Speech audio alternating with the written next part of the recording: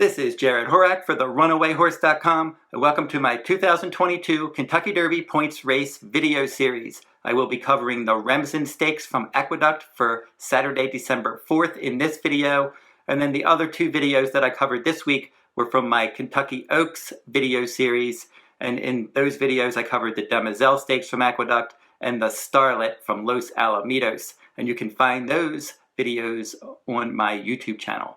Now, if you're interested in checking out my Kentucky Derby blogs, I will be posting my Kentucky Derby blog shortly. And in the meantime, on my Kentucky Derby page at therunawayhorse.com, I have my Kentucky Oaks blog that I just updated. And then you can find all of my Oaks and Derby videos from those series on that page as well. They've run 6 Kentucky Derby points races so far. I've had a couple wins and then a second place finish last week in the Kentucky Jockey Club Stakes. So now let's see if we can get back on track and get a top choice winner home this week.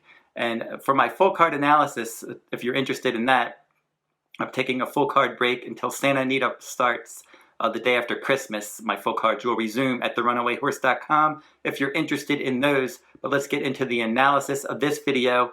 The 8th race from Aqueduct for Saturday, December 4th, the Grade 2, $250,000 Remsen Stakes for 2-year-olds. A mile and an eighth on the main track with a scheduled post time, 3:14 p.m. Eastern Time. Your morning line favorite at 8-5 is number 1, Donegal, for trainer Todd Pletcher. Irad Ortiz Jr. is going to ride. In the career debut, this one finished 3rd, beaten a bit more than 5 lengths. Broke slow, did not have the best trip that day. Not a bad effort at 6.5 furlongs, and then got more ground to work with second time out on October 21st at Belmont, a mile and a 16th.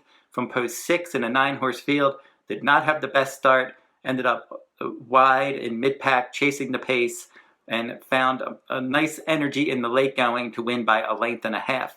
Irad Ortiz Jr. rode that day. He's going to ride back, and I think from the inside post will probably save ground stalking the pace. Number 2, Woohoo, that's me, 6-1 morning line. This one is a son of Keen Ice. 4 career starts for the New York bred. With a win, a second, and a third. The third place finish was in a stakes race last time out in the slop at around one turn at 1 mile in that Sleepy Hollow Stakes. Ended up just racing evenly, finishing 3rd and beaten 2 lengths, stretching out from 6 furlongs to a mile and now to a mile and an eighth against open company for the first time this time. Could be a bit up against it. The number 3, Judge Davis for trainer Shug McGahee. This one, 3 career starts. The first start, 6.5 furlongs at Saratoga. Didn't have a great start. Was racing wide. Ended up finishing 4th, beating 6 lengths. Second time out, much better effort in the mud at a mile and a 16th at Belmont. Stalked the pace. Won nicely by 3/4 of a length. And then last time out, the Grade 3 Nashua, a non-threatening 3rd there. Now is going to stretch out again because he did stretch out in the second career start to a mile and a 16th. But that race was in the mud, and then cut back from a mile and a 16th to a mile, and now up to a mile and an eighth. The pedigree says maybe he could handle the distance. He's putting blinkers on in here, and he will probably be stalking the pace. Number 4, From Another Mother. This one is a maiden, and probably the one to catch. In 4 career starts, speed figure went up each time, and this one has been competitive with some other runners in this race. In the 3rd career start at a mile and a 16th at Belmont, that was in the mud on September 24th. Judge Davis won that one. From Another Mother was 2nd in that race, beaten less than a length. Last time out, set the pace against Donegal and was clearly second best there. The show finisher was a next out winner. So I think he can get out there and set the pace in here. I like the improving speed figures, and he is the one to catch. Maybe because he's a maiden, someone will probably end up catching him, but would not be surprised if he finished somewhere in the top 3. Number 5, Midnight Chrome. This one is a son of California Chrome. $35,000 purchase. 30-1 morning line. Looked good breaking the maiden. Second time out on a turf race in a turf route at 1 mile at Monmouth Park on August 27th. And then in the Now Stakes was no threat. And then against Optional Claiming Company on the turf course at Laurel last time out. Finished 3rd, beaten more than 5 lengths. So now it's going to switch back to the main track and stretch out from a mile to a mile and an eighth. Did have a bullet workout from this for this race at Parks on on November 21st.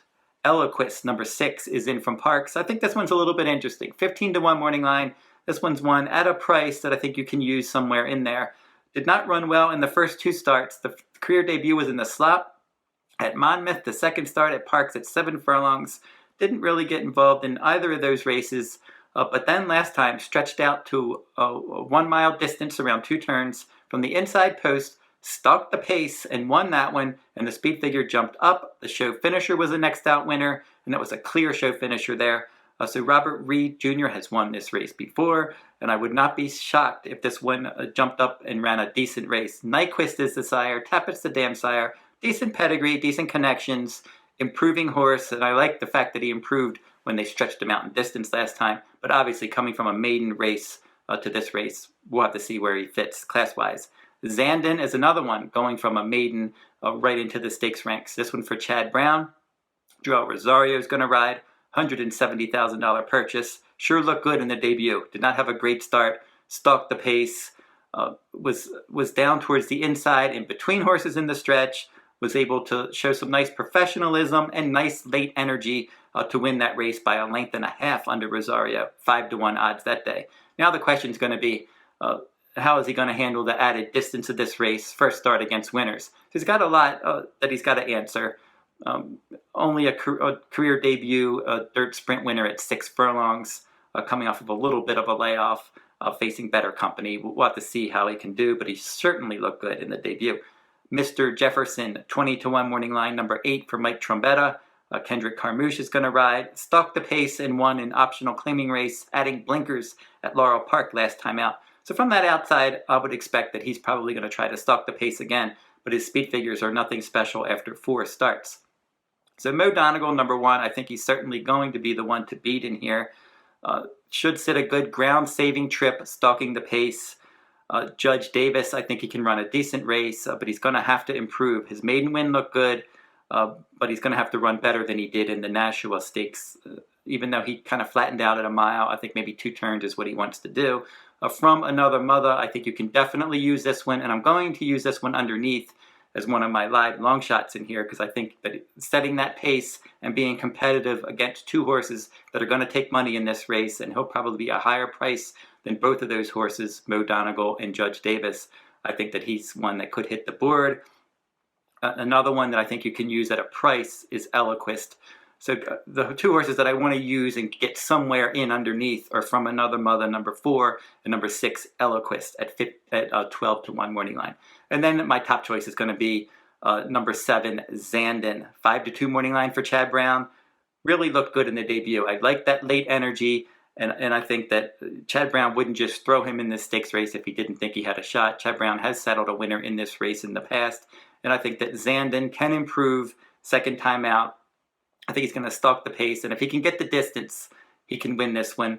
He's not the favorite. He's the second choice. I obviously think Mo Donegal will be my second choice in here. And like I said, use the 4 and the 6 underneath in exotics. So don't forget to like, subscribe, and comment if you like this content. And that will wrap up my videos for this week. And I'll be back with some more Kentucky Derby and Kentucky Oaks points races. Actually, the Kentucky Oaks points race series won't come back until January. They're done for the Oaks points races this year. But the Kentucky Derby points race series, we still have a few races to go this year, and I will cover those in video format. Until then, good luck at the races.